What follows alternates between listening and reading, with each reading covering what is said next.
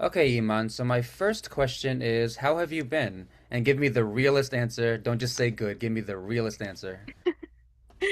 I've been great. I Nice. think life has definitely been pretty crazy the past few months Mm-hmm. to like last year. And so a lot of things have happened where I've had to grow pretty quickly. Mm. A lot of the things that like bad habits and things that I may have been doing that were not serving me, I really had to just chop it all out and get it together. Like, for example, I got promoted in September last year, Nice. and that was something that I really wanted, and I was prepared for it, but not in the way that I was expecting, right? I think it definitely changed me, and I had to step into like a leadership role and start taking charge in a lot of things, and that really like started getting me out of my shell, things that I may have been nervous about or, avoiding like confrontation, right? Mm-hmm. Now I've had to really come to terms with that and normalize it for myself. Mm. So growing from that, and just kind of really shifting my identity Mm.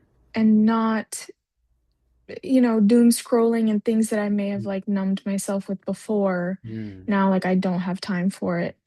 So I found ways to like be healthy and like take control of things in life and relax at the same time Mm. because I can take on a lot of stress. Mm. So it's been a really interesting journey the past year. Interesting. So yeah, you Hmm. gave me a lot to talk about. So Hmm. what I'm sensing is that you're a little bit introverted. Am I wrong? I actually took an assessment at work. Uh-huh. It's called like the splash, luminary splash thing, Uh-huh.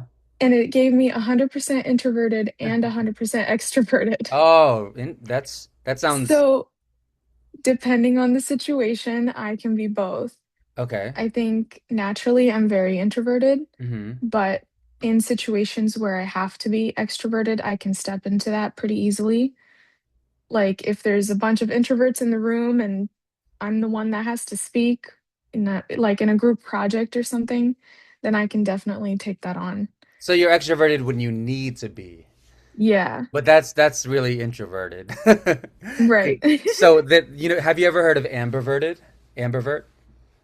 Is that kind of like the mix of both? Yeah, which I kind of am, but I'm similar in the sense that I definitely lean towards the Yeah. introverted side. You know, it's funny because I went to a party last night and I never go to parties, but it was my friend's birthday and I was like, Mhm. my social battery died so fast. It was like bizarre. But people were Right. nice, I was pretty surprised at like how many people like actually like came up to me. But back to Hmm. you. So it sounds like you just recently became a supervisor for the first time. Hmm. And what I'm sensing is this sort of like, all right, before you were I mean, you're still introverted, but before you didn't really have to be like extroverted and a leadership, and you didn't have to give Hmm. demands, and you didn't have to be assertive. And now you're kind Yeah. of like, you have to step out of your shell, and now you have to be more assertive. You have to be more Right. more of a leader than before. Am I getting it? Right. Absolutely. I think that I've always gravitated towards things that let me stay introverted, Mm, but eh, work aside, in my home and family life, mm, I'm the eldest daughter. mm, I have to be extroverted there. mm, So balancing that now with work, I got to step into that leadership role. And mm. now it's pretty consistent across the board. I'm always in a situation where I have to step up, lead, bring ideas, make change.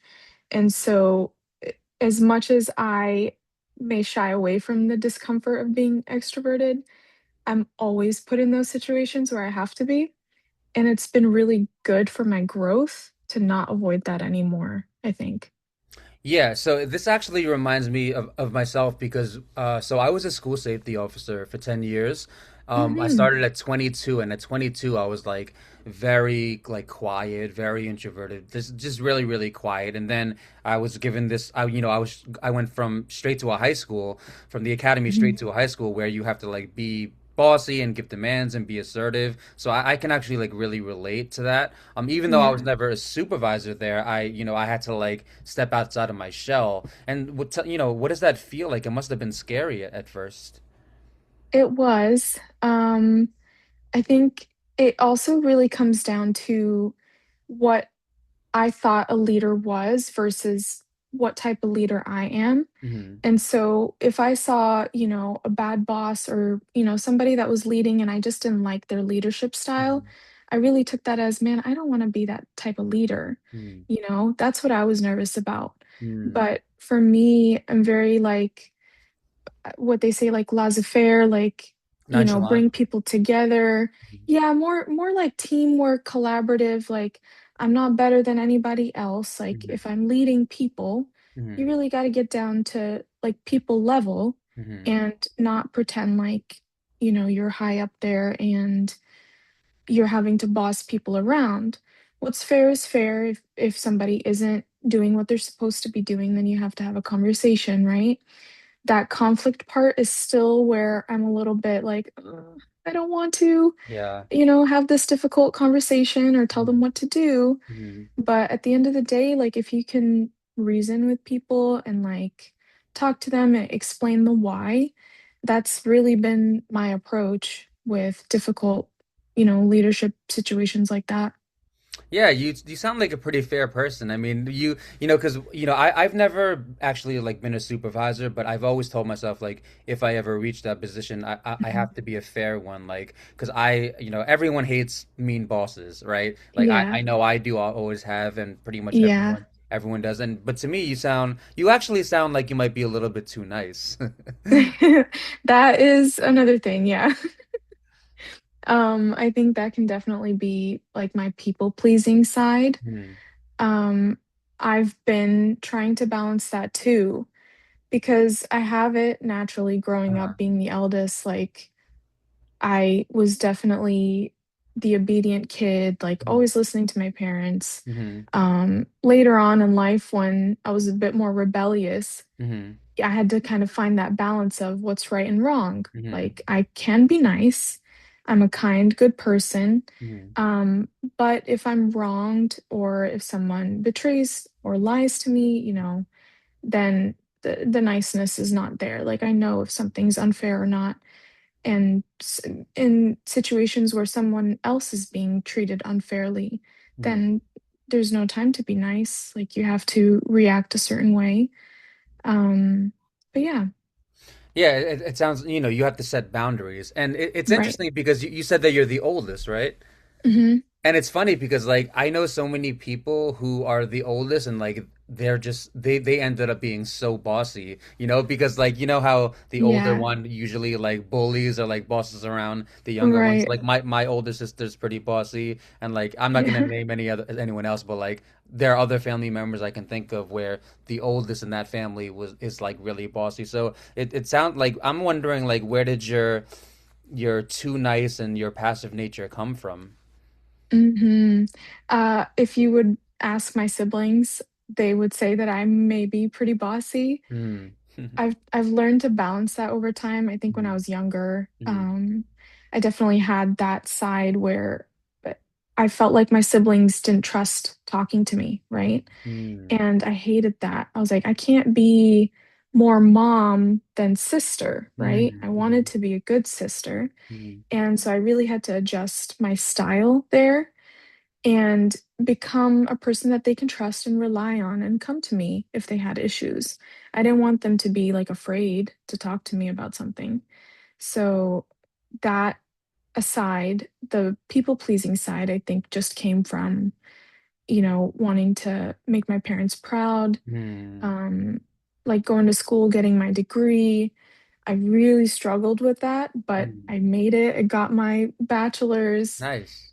It was something that I needed to do in life, but also my main goal was like, I gotta make my parents happy, you know? Mhm. So that over time, I've learned the boundary setting Hmm. and learned that I can't ignore my needs. Uh-huh. And so I've learned to adjust that as well. What is your bachelor's in? It's in managing information systems, so a little business, IT. What, yeah, what is that for? Is that like to be like is that specifically IT? So why I chose that major is because I knew that I was very business entrepreneurial mindset oriented. Mm-hmm. I wanted to have my own business, Mm-hmm. and I still do. And I also had like an interest in IT. Mm-hmm. I wasn't an expert coder or software programmer or anything, but having the business and the IT skill was exactly where I wanted to be. And then business ideas, I have so many, but I just couldn't like narrow or niche myself down Mm-hmm. because I was passionate about so many things. And even today, like I'm still trying to be, what is that one thing that I really want to do that I Mm-hmm. like, you know, can't stop thinking about. Um, but in work, like my work now, it's really helped me with this degree because I've been managing people, systems, processes, um, and like I've tied it all in together. Hmm. So yeah, so just so you know a little bit more about myself, I Mhm. realized that I wanted to be a therapist last year when I was 35.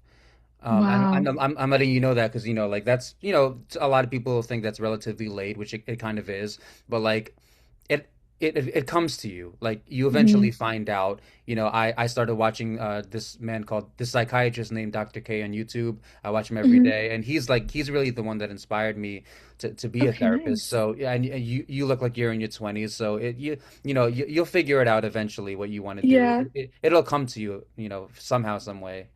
I appreciate you think I'm in my 20s. I just turned 30 in Oh, September of okay. last year. Okay. Yeah. But that's pretty cool. I think like I always felt that way too, is Hmm. sometimes things will just come later in life. Hmm.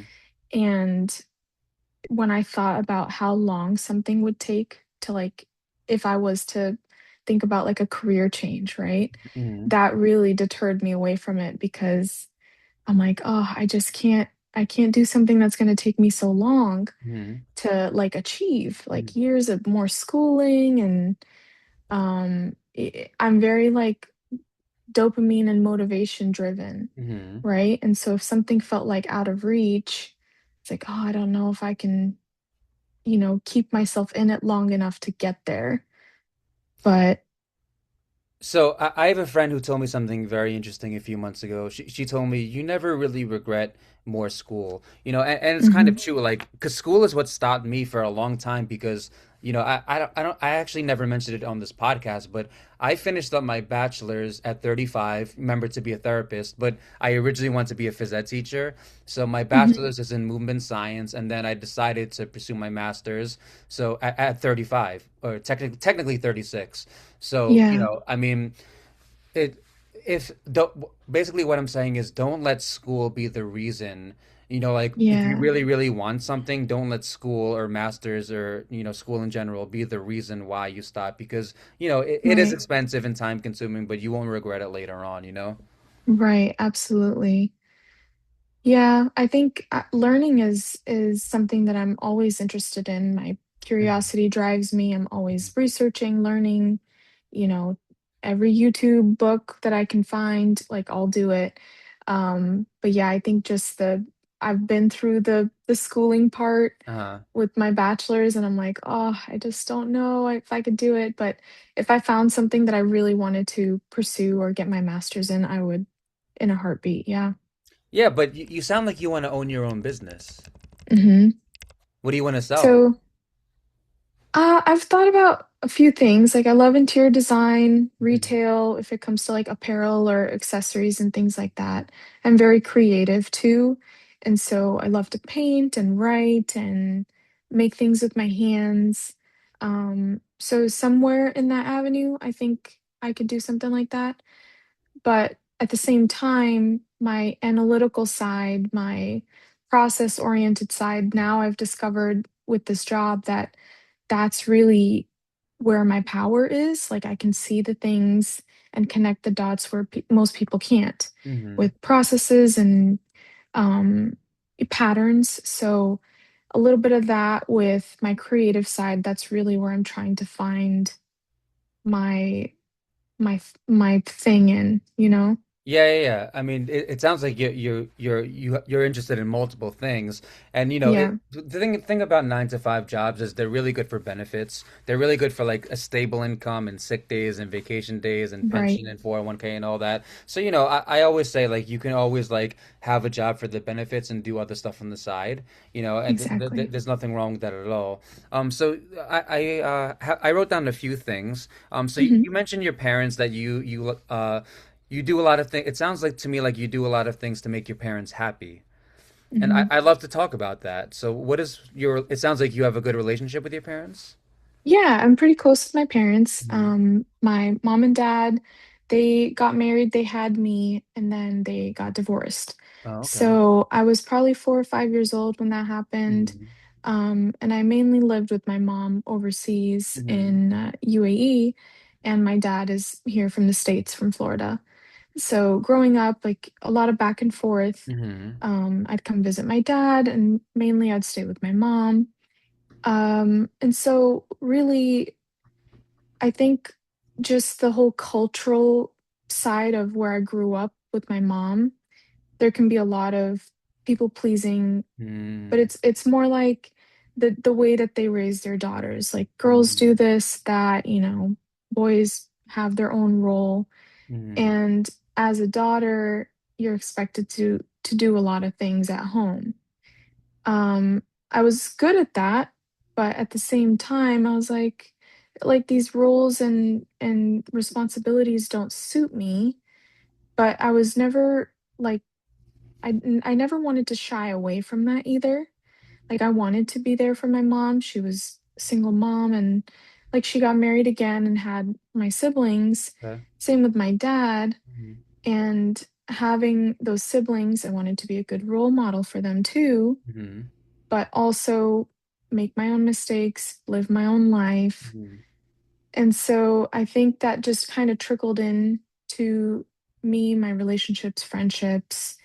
I wanted to balance that out in a way. Like Hmm. I knew it was there. I'm pretty self-aware of it, but I had to learn how to say no for my own mental health. Hmm. So that's kind of where I'm at, where my parents don't expect a lot of me, but Hmm. I'm there to help. And so anytime my parents need something from me, I'm there. Like I respect them. Um, I just want to be a good daughter, but at the same time, like live my life the way I want to live it. That's great. There's one sentence stuck out to me when you said your parents don't expect much of you, and that's great. Like it sounds to me like they're like pretty chill parents. Yeah. No, they're very chill. I'm blessed there. Yeah, that's great. Like, because I know like most people that I have on this podcast don't really have a great relationship with their parents, and that Yeah. a lot of them had rough childhoods, and one thing that we all have in common is that as kids we're only taught to say yes, right? We're only Hmm. taught to obey the parents. We're only taught to say yes. We're not really taught to say no as kids. Yeah. Right? And it Right. sounds to me like the same applied to you. Like you were taught to be obedient, and you were taught. Mhm. It sounds to me like you were taught that women are supposed to be submissive to men. Is that right? Yeah, yeah, in a way. But also growing up, I didn't really see a lot of that Mm-hmm. because, like, my mom's side of the family is very matriarchal, I Mm-hmm. guess. Mm-hmm. And the women really led, like, they were working, they had the jobs that supported our Mm-hmm. families, and they were the breadwinners. And the Mm-hmm. men were working too, Mm-hmm. but it always seemed like the women were doing more Yeah. and bringing Yeah. in more. Yeah. And so I thought naturally, okay, the submissive, obedient side in a woman is nice, as it kind of plays into this day and ages of like masculine, feminine polarities, right? Mm-hmm. I think it can be really well balanced if a woman is doing something she enjoys, Mm-hmm. but it brings in more money than the man, for example. There's a little bit of a polarity shift, right? Yeah, Um, and so I've witnessed both. I think if it works for someone, it works. If it doesn't, then there should be a change. right. But yeah. Yeah, every every couple is happy a different everyone has their own style and like some Mhm. couples the way I look at it is there's not like one perfect style that like everyone should follow because some people are happy doing it this way, some people are happy doing it that way. But I will say that it's very unfair for men to expect the woman to do all the housework when they're all already working full time. Like I could Right. understand if the man is the only one with the job and then he Yeah. expects the woman to do the housework, like that's more understandable. But like if they both have full-time jobs and it's not fair for her to do all the housework if she's also working full-time as well. That's how I feel. Right. Absolutely. I think that there has to be a balance Yeah. that if both man and woman are working Hmm. or a couple's working, then you really have to be a partner about it Hmm. and balance it out. Um, I think it's totally unfair to expect that of a woman to do everything, Yeah. but the guys may have the argument of, well, I'm working, so you need to be at home Hmm. doing the nurturing. Hmm. So it just depends on what's natural for both. Hmm. If a woman is happier, nurturing and being at home and taking care of kids, then that's fine. Then hopefully the guy is also fine with providing and being the supporting side of it, right? Hmm. But today's relationships look very different. So it just depends. I mean, today's thing about today is everyone's on a different page. Like some Yeah. people, like you said, some people expect the woman to stay home, some people expect them to work. But like the truth is that inflation is higher than ever before. And now Mhm. we're at a point where like 90% of couples, both people have to work, right? We're like, Right. the only way that one person can work is if the other person's making at least like 120, 130 or more, then maybe Yeah, the other person can stay home. And then, even then, they're still expected to, work around the house or take care of the kids or whatnot. So it's like everyone's so exactly. burnt out now, right? Yeah, everyone's so burnt out. I think it's just not sustainable. Like you have to.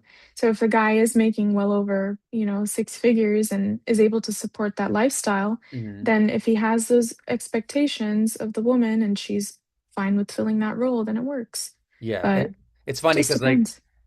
I hear sometimes people say like the minimum you have to make now is 100K, and it's sad, but like in New York it's and I know you're It's in true. Florida, but Yeah. it's I heard that the prices went up a lot in Florida. It's true here Yeah, too. Like the yeah. St. Pete, Tampa Bay area is where I am, and Mm-hmm.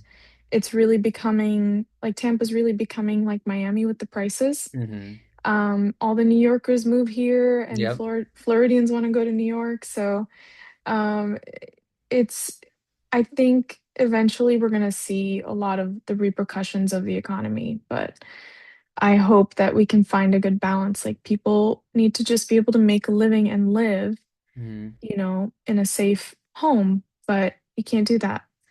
Yeah. So, I know it's sad. Like everyone's like just everyone just feels like burnt out, and they feel like they have to work, and like just I don't know how to explain it. So right. let's talk a little bit more about your siblings. So do you have a? It sounds like you have a good relationship with them. Yeah, I like to think so. My sister, who's closest in age to me, 6 years difference. Hmm. Her and I are really good best friends.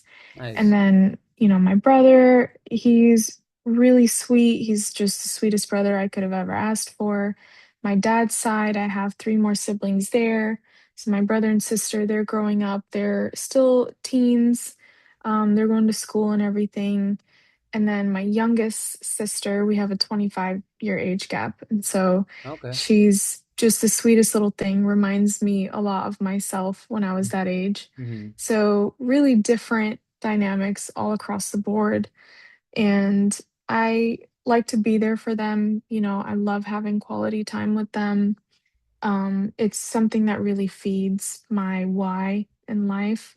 Mm. So, yeah, my siblings are a big driving force for me. Yeah, let's talk about that. So, Yeah. when you say they're a driving force, what do you mean by that? So motivation wise, right? Like I had to figure out why I do things. Mm, For me, it was my mom, my siblings, your quality of family. life, my family, right? And something that was deeper for me was the passion behind things. If I'm interested in something, what would be the why to like keep me going, right? So at 30, I got diagnosed with ADHD. Hmm. I know I've had it all my life, You already but knew before you were diagnosed? I knew because my Uh, dad was, my other siblings mm, from my dad's side were. mm, And so growing up with that, I wasn't medicated or diagnosed or anything. But if my dad was and my other siblings were, like, it was there. Throughout school, that was very difficult for me. I just couldn't pay attention. But if things were same. interesting, I was really in it, you Same. know? Same. Yeah. So I'm like, all right, it's really hard living life on hard mode. Mm, I made excuses for a lot of things. I'm like, no, it's fine. Like, I just got to get through it. Right. mm, Just pushing myself, pushing myself. It got to a point where I'm like, there's something missing that I cannot fix. And that's been like a real big thing in my life where I'm like, okay, if I do have ADHD, which I figured out, did the assessments, mm, talked to someone, I was mm, like, all right, I have it. So now how does that help me getting medicated and like taking care of things in life? The simplest thing from doing laundry, cleaning my room, or doing a task like my taxes, like just this. yeah, like this too. I avoided. Mm, Right? And so now I'm able to take charge in life and take care of things that matter to me. And I know the why behind why I need to do it. mm. And that motivation is there now because I can take care of things. So, first of all, thank you so much for bringing this up because ADHD is actually one of my favorite topics. Yeah, A lot of people have it. A lot of people don't know that they have it. A lot of people right. think that they have it, but they don't have it. Because, like there's so much information on TikTok. Like some people will be like, oh, I forgot my car keys. I guess I have ADHD. There's Yeah. actually studies like, I think it's like 2 years ago, and this probably still applies today, but like Mhm. 90% of information about ADHD on TikTok was incorrect. There's studies on Yeah. this.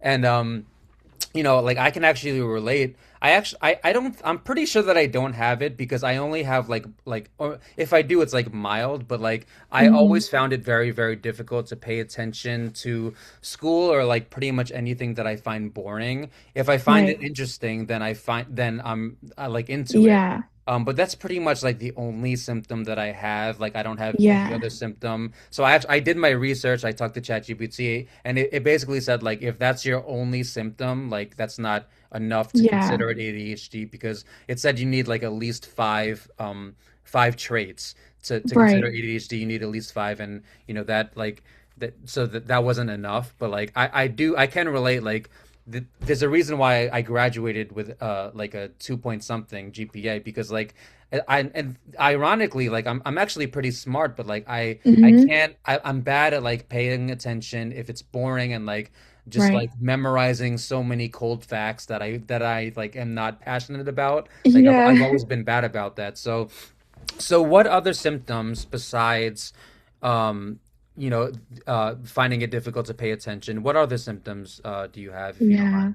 mind me asking? Yeah. So when I avoided getting diagnosed for ADHD, it was because I really thought I could just get over it, Well, right? the It was avoiding itself was the ADHD, exactly. I right? was I was feeling a lot of shame behind Uh-huh. it. I was like, I don't want that label. Hmm. I feel like I'm perfectly fine, right? I could just Hmm. brush it off.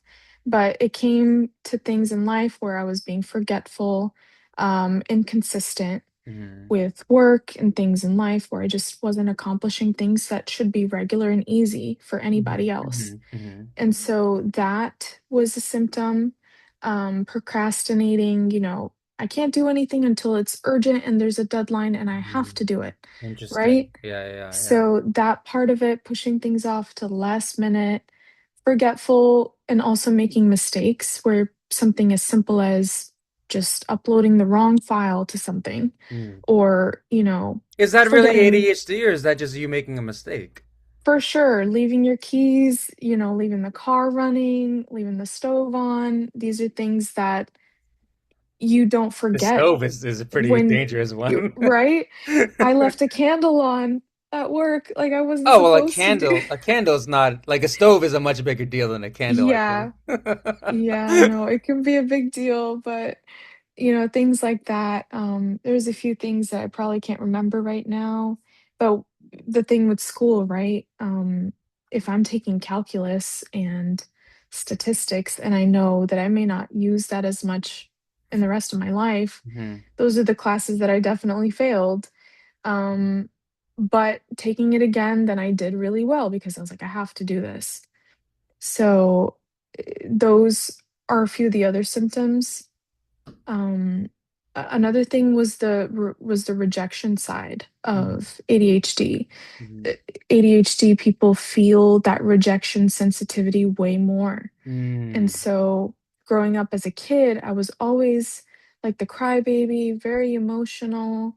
Um, a simple, losing the musical chairs game would send me spiraling. Mm. So, feeling rejection more than most people do was Mm. something that I had to like learn to get over as well. Like let's say like Um, losing at a board game, like would that really bother you? no, not as much, not anymore. As a Mm. kid, I was like, oh, if I'm not winning, then what's the Then point? you're a loser. Yeah. So now with friends and stuff at game nights, I'm more playful. I don't let myself get into competition as much. And that's another thing, like, I just don't even let myself get in a competition role because I don't wanna feel the loss. Right. Makes sense. Mhm. Yeah. So it sounds to So, me like you like f figured out a way to shape your life where you really like overcame it or at least somewhat overcame it. yeah. Yeah, definitely. I've found ways to overcome it. And I've learned to let things go more. Hmm. Hmm. So if it's like things at work that are just upsetting or something bad happened and, something that would usually just ruin the rest of my day, Hmm. I've learned to let things go. I've found like affirmations for myself that are like, Hmm. okay, like it's not you, it's the situation, just brush it Hmm. off. Um, or if it's something with the family and I'm upset at them about something, then I'm like, it's okay. Like, you know, I've just had to really adjust my style. The whole let go theory Hmm. really played into it, like let them, let go. I'm more observing of the outside world, Hmm. and I try to let it affect me less, Hmm. because I can be very empathetic. Hmm. And so I've had to place the boundary there of I have to protect myself, Of course. but in a healthy way, like I Hmm. can care for people and be there. But if upsetting things happen, or if I don't get the job, or, this person doesn't like me, the whole people pleasing side ties into that Yeah. too.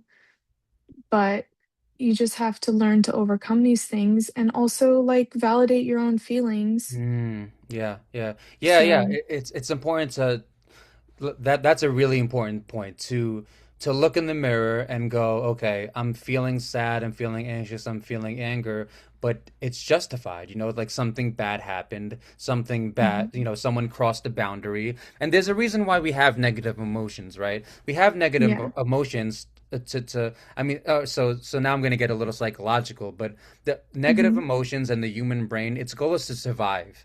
So it's the reason why we have negative emotions is actually to help us survive. So for example, like yeah. if we feel fear, that's to help us, or adrenaline is a good example. If you see a tiger, if you see a lion, you're going to feel adrenaline and you're going to run, Mhm, right? And it's the same thing like what's stopping me from going 90 miles per hour driving is anxiety, right? Fear. yeah. So it's like we Yeah. have these negative emotions to help us survive. So it's really important to like you said to validate our own feelings.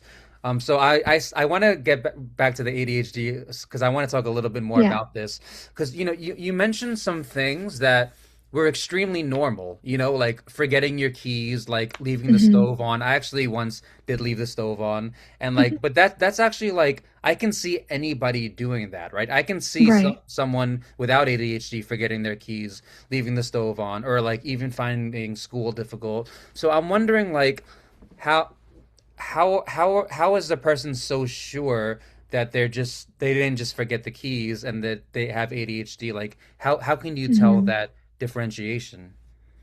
I've seen people with very severe cases of ADHD, right? Like my Hmm. dad or like Hmm. a couple of friends. Hmm. And really they really forget their things. Like they just place it somewhere they shouldn't have, Hmm. and then they can't find it, and it's everybody else needs to help them find it now. Hmm. For On a regular me, basis. on a regular basis, something that, if you put your keys somewhere, the same place every day, you're not going to forget that they're there because you know to go to that spot.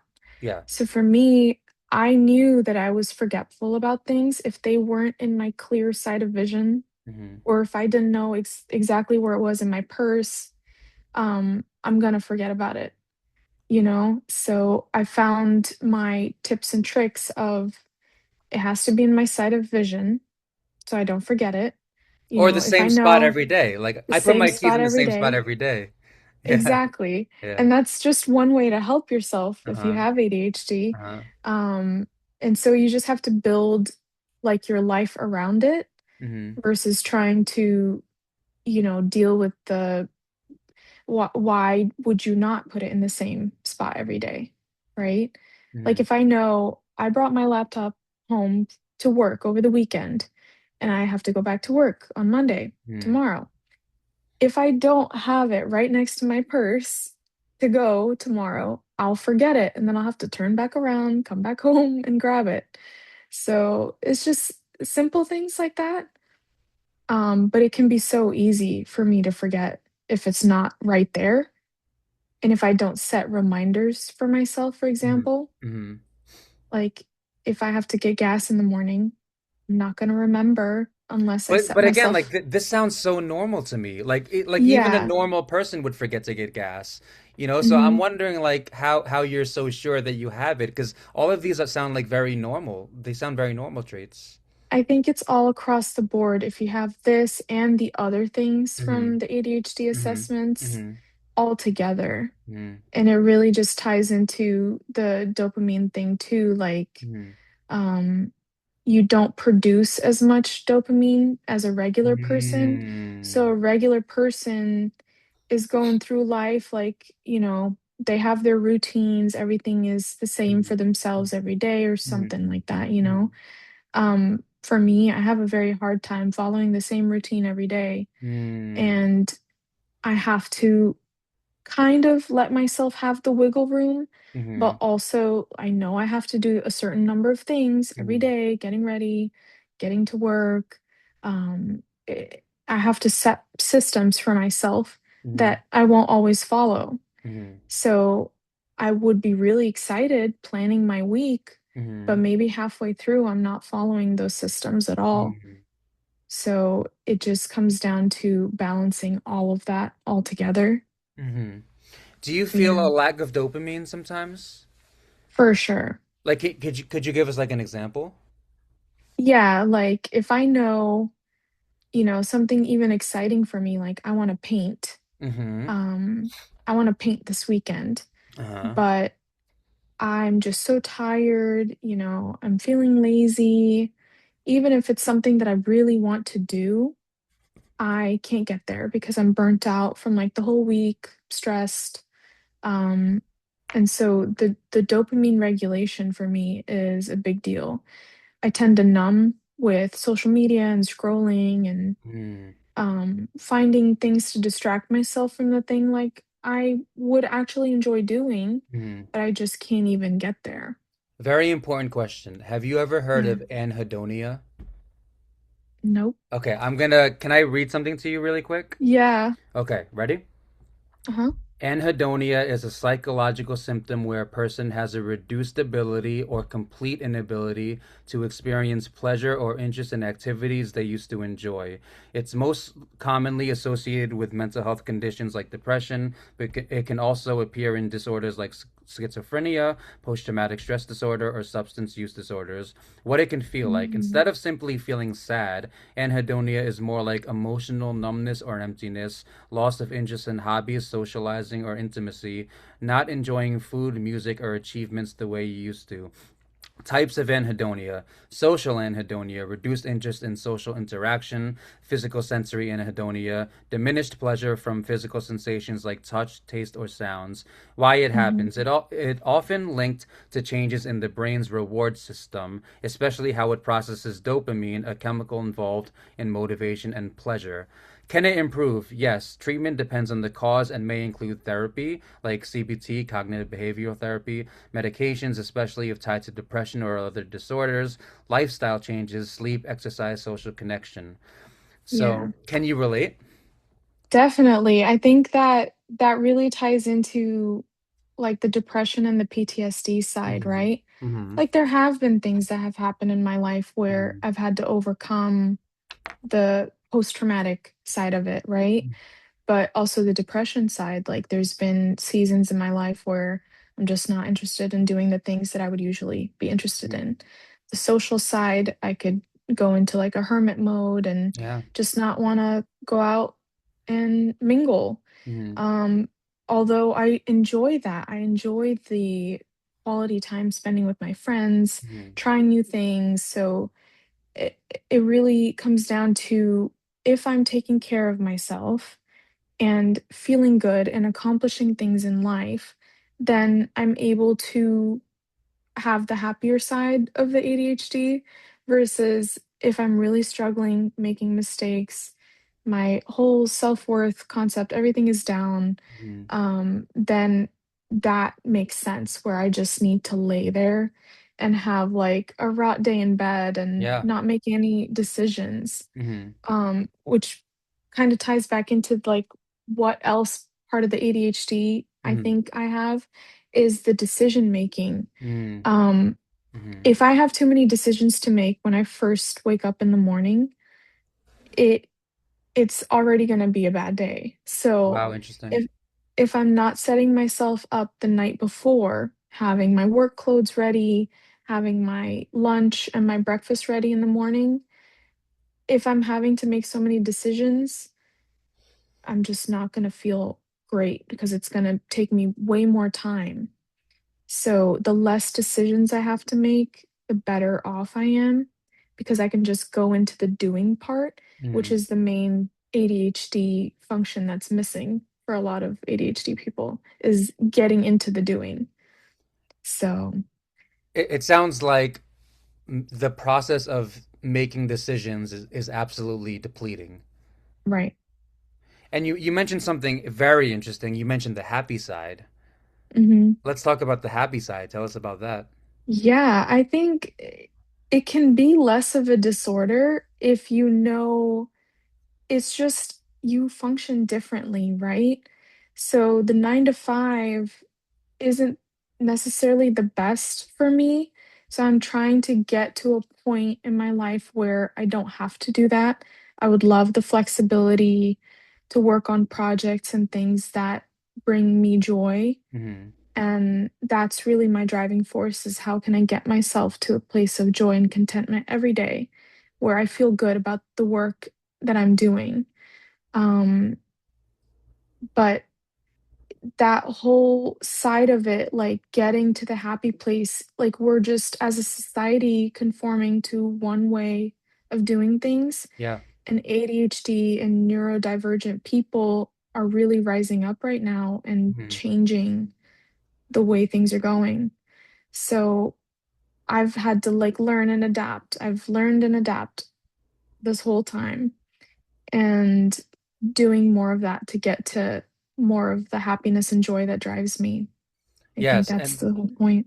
that's why this is a really good podcast because ADHD. I've only talked about ADHD like once before, and I know so Mhm. many people with it, and I have a few friends who I think have it, but they've never, seen anyone. They've never seek professional help. So this is a very Yeah. important topic, and I forget the percentage of people. I think it's like 10% of people have it or something like that. I have to double Mhm. check that, but a lot of people have it. So thank you so much for bringing Yeah. that up. Um, Of course. the last topic I wanted to talk about, which we talked about, which you wanted to talk about, was self sabotage. Yeah, Hmm. so tell us about your experience with self sabotage. Yeah, I could see how the self-sabotaging was affecting my life. Mm, So, doing things consistently was just not the way I was like functioning. So, if I could get myself to the gym maybe 3 times a week, mm, 1 week, mm, I couldn't do it again the next week. So the consistency part really tied into the ADHD as well, right? mm, mm, Where for 1 week, I'm really happy to do this, but the next week it feels like a chore mm, and I'm just not going to be consistent. Um, or like starting a business, I knew that that was a big responsibility. And part of me that's held me back from doing that is I just wasn't ready to jump into being 100% consistent about something. The responsibility behind it, the consistent like um making things better, growing it to a point you just have to always be working on it. And so that I knew was like a big deterrent. And now with my promotion, I've had to overcome that. Like yeah. I know that the only way to achieve something is to build it over time Mm, consistently. mm, And so maybe it was because I didn't see that as a role model in my life. mm, Maybe I just I've looked at people that do it really well. I'm like, why is it so easy for them? yeah, yeah. Very So it common with just people with ADHD. Very common. right. Mm, And what's funny is like even going back to the diagnosis, I think it's really easy to see in men because there is a lot of the hyperactive side yeah, of it that you yep, can yep, see. yep. Easy to diagnose. For Mm, women, it's not as easy I heard because that. I'm Yeah. not necessarily hyper, Yep, but there the deficit of the attention is there. yep. So I just knew that I had to overcome it, and I've learned, like, building the systems and just aligning with the things that I really want to do was gonna help me be consistent. So, like, with the gym, I'm not really a weightlifter type of person, Mm-hmm, but I love going to, like, dance classes or going to, like, a hot yoga or hot Pilates type of mm-hmm, thing mm-hmm. because I'm gonna enjoy that more versus a strict like schedule in the gym. Yeah. So my understanding of self-sabotage is that true self-sabotage is when you intentionally hurt yourself, like intentionally. Was that, Mhm. can you relate to that? Like, did you intentionally hurt yourself or no? No, I didn't intentionally hurt myself. I Mm. think I was just aware that the decisions I was making was hurting myself. But it was hard to So, overcome them. but it was hard to overcome it. Mm-hmm. And so, I really wanted to be that type of person that was able to be consistent. And it negatively affected me in life and in work and relationships. And so I that's what really drove me to getting the ADHD diagnosis. I was like, if it is what I think it is, which I was ashamed of, it's Mm-hmm. like it's not shameful to ask for help. And that really became my thing is like I can see that I am hurting myself. I don't mean to, Mm-hmm. Mm-hmm. but I just needed the help to fix it.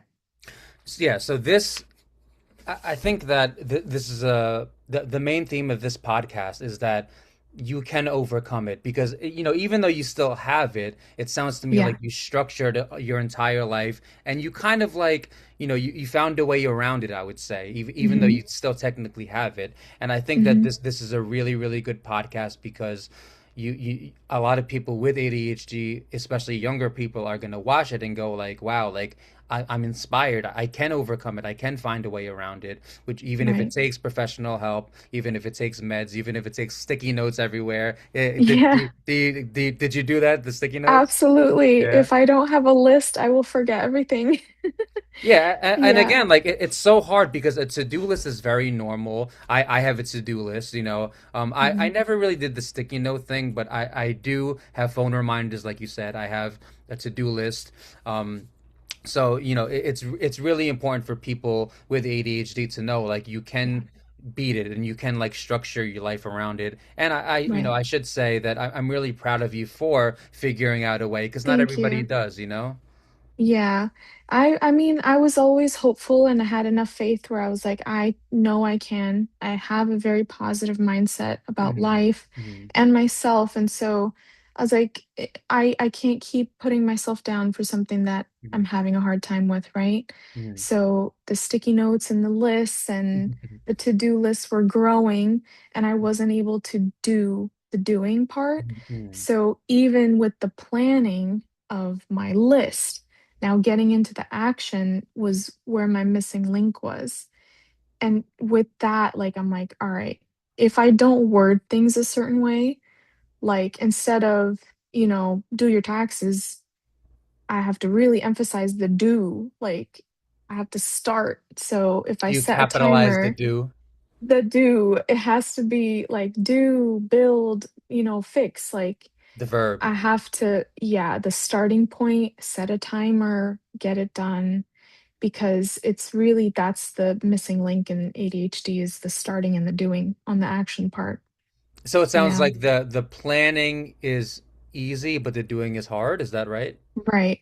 Yeah, the planning is where I enjoy the planning part for Mm. sure. Mm. It's the doing, especially if it's like mundane, like administrative work, right? Like the Mm. boring stuff. Mm. I just don't want to do that. Yep. But sometimes you have to. So the getting it done part, like I've learned how to fix that and be consistent there. So remember I told you I have a few friends who I think have it. So Mhm. one of the symptoms they have is they absolutely hate anything that doesn't bring dopamine. Like we just Yep. talked about it the other day. Is that a Yep. symptom? Very true. Yes, Mhm. absolutely. If it's something that's not going to bring me the Joy. dopamine, the Uh, joy, I don't even want to begin to think about doing it. you don't feel the motivation to do it, Not at right? all. No. So for me, also with work, right? Like there's plenty of things like that where I just have to do it. Yeah. I try to do that thing first, kind of like eat the frog, they Yeah. say, Yeah. Yeah. like Yeah. do the most difficult thing first Mm. thing. Mm. Sometimes you have a day where you just have to do the easy dopamine stuff before you get to the hard thing. Mm. So it just depends. Um, it really depends on how much discipline you can have over yourself there. Some days I just don't have the discipline and I'm like, all right, we're going to do the easy things first to feel good and get them done. But the main big chunk of tasks that you're supposed to do is still on the list.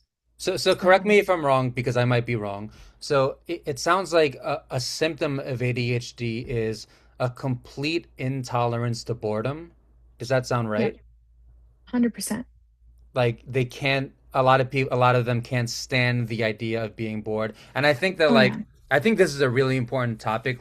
The I think that there's a huge connection between tolerance of being bored and happiness and peace. You know, I think Yeah. that people who can tolerate being bored, because life gets like, you know, life can be boring, the Yeah. work, the reading, the college, the essays, life can be really, really boring. And I think that a tolerance to boredom is very, very important to peace and happiness because if Mhm. you're very intolerant to boredom, then you'll end up doing and thinking really negative things in order to avoid the boredom, like drinking, like smoking, Right. like thinking negative thoughts. Because guess what? When you're thinking negative thoughts and dark thoughts, you're not bored. You're not bored, or Right. like entering unhealthy relationships. So it's really Yeah. important, extremely important to build a tolerance to boredom.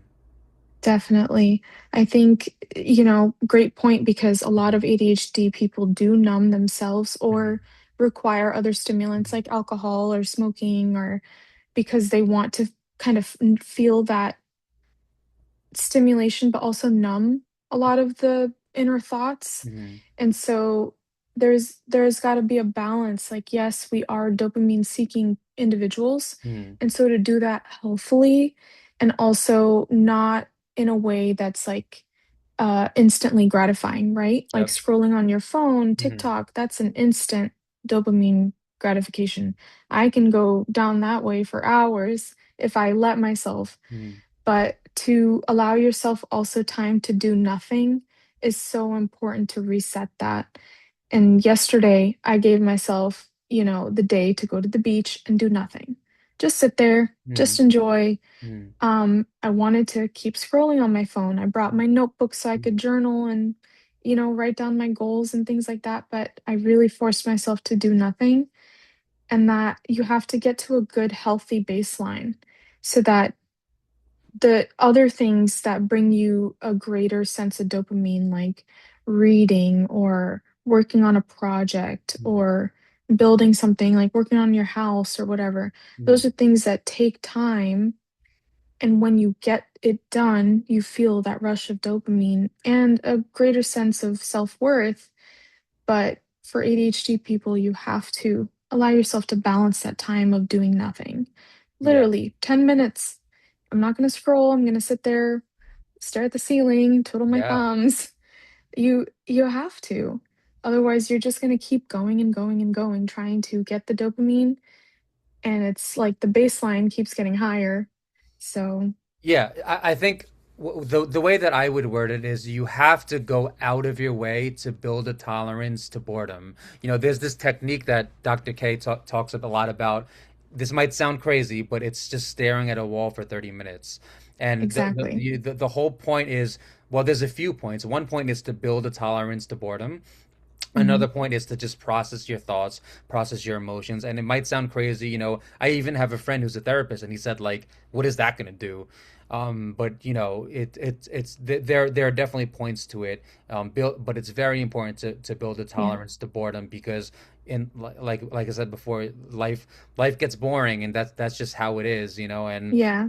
I saw this YouTube comment like a year ago that I'll never forget. It said something like, my parents growing up, they all they did was mow the lawn and go to church, and I found them so boring. And now that I'm Mhm. 30, I'm so grateful about how boring they were.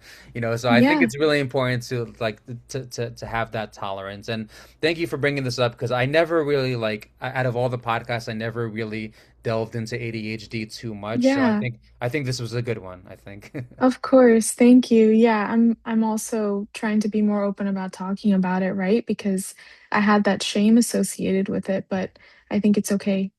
You just It's have to be yeah, okay with it. it's okay and Yeah. it's normal and a lot of people have it and like you Right. said, you can even if it's still there, you can still structure a life around it and use the sticky notes and reminders and you can still to a Mhm. certain extent beat it. Absolutely. Yeah. Thank you so much for coming on, Iman. It was a great talk. Of course. It was so nice to meet you. Thank you for We'll, having me. we'll have a part two in a few months or something. Sounds good. Let's do it. Have a good one, Iman. Take care. You too. Bye. Bye.